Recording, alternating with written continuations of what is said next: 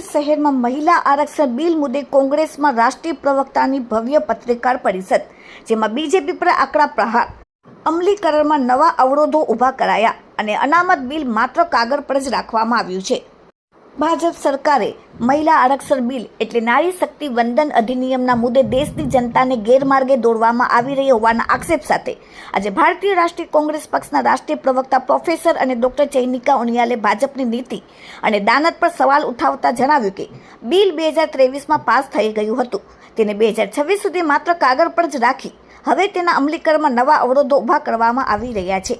ભારતીય રાષ્ટ્રીય કોંગ્રેસ પક્ષના રાષ્ટ્રીય પ્રવક્તા પ્રોફેસર અને ચૈનિકા ઉનિયાલને જણાવ્યું હતું કે અત્યારે હાલમાં જ પ્રધાનમંત્રી મોદીજીએ પોતાના રાષ્ટ્રજોગ સંદેશામાં 29 મિનિટમાં 58 વાર કોંગ્રેસનું નામ લઈને કોંગ્રેસ પર એવો આરોપ લગાવવાની ભાજપે કોશિશ કરી છે. પ્રધાનમંત્રીજીએ કોશિશ કરી છે કે મહિલા અનામત બિલ કોંગ્રેસના કારણે નથી આવી શક્યું. વધુમાં કહ્યું કે મારો સવાલ પ્રધાનમંત્રીથી છે કે 2023માં જે બિલ પાસ થયું હતું તે શું હતું, જેને તમે 26 એપ્રિલ 2026ના રોજ નોટિફાઈ કર્યું, એટલે કે મહિલા અનામત બિલ તો કાયદો બની ચૂક્યું છે. હવે તેના અમલીકરણની વાત છે. જો અમલીકરણની વાત છે તો તે અમલીકરણ કેમ નથી થઈ રહ્યું? તેમાં સેન્સસ એટલે વસ્તી ગણતરી અને ડિમોલિશન સીમાકડની કલમ ભાજપે ઉમેરી. વધુમાં એ પણ કહેવામાં આવ્યું કે આઝાદી પહેલા જનસંઘના કયા નેતાઓએ મહિલાઓના અધિકાર માટે સ્ટેટમેન્ટ આપ્યા? સત્તા પક્ષે કેટલી મહિલા મુખ્યમંત્રી આપી? ભાજપ પાસે જે તે સમયે કોઈ મુદ્દો જ નહોતો. રાજીવ ગાંધી મહિલાઓના 33% આરક્ષણ મુદ્દે વાત કરતા હતા. ભાજપ પાસે કોઈ મુદ્દો જ નથી. વધુમાં તેમણે કહ્યું, જુઓ વિડીયોમાં. Bureau report, daily India TV, Surat. अभी हाल ही में प्रधानमंत्री मोदी जी ने अपने राष्ट्र के नाम संदेश के अंदर 29 मिनट में 58 बार कांग्रेस का नाम लेकर के कांग्रेस पर यह आरोप लगाने की भाजपा ने कोशिश की है, प्रधानमंत्री जी ने कोशिश की है कि महिला आरक्षण बिल कांग्रेस की वजह से नहीं आ पाया। तो मेरा सवाल प्रधानमंत्री जी से ये है कि 2023 में जो बिल पास हुआ था वो क्या था, जिसको आपने 16 अप्रैल 2026 को नोटिफाई किया, यानी कि महिला आरक्षण बिल तो कानून बन चुका है, उसके क्रियान्वयन की बात है। अगर क्रियान्वयन की बात है तो वो क्रियान्वयन क्यों नहीं हो रहा? उसमें सेंसेक्स और डिलिमिटेशन का क्लॉज किसने डाला? बीजेपी ने डाला।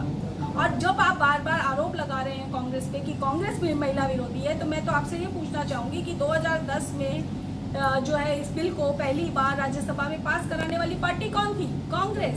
33% आरक्षण पे पहली बार इस देश के अंदर सवाल उठाने वाली पार्टी कौन थी? खुद राजीव गांधी जी के टाइम में एनपीपी के सिफारिश के अंदर ये आया था कि 33% रिजर्वेशन बिल होना चाहिए।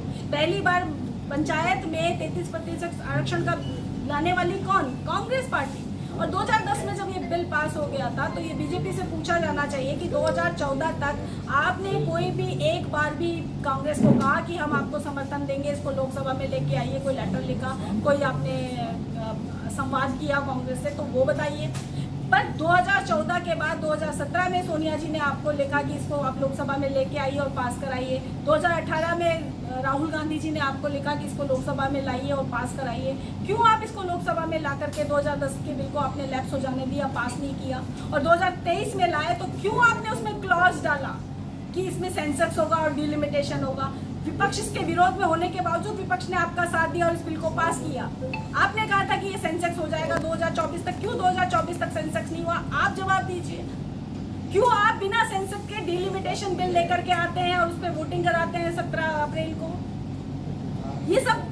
ये जो गोरख धंधा बीजेपी ने किया है उसका जवाब बीजेपी को देना चाहिए, ना कि विपक्ष के ऊपर सवाल खड़े करने की कोशिश करनी चाहिए।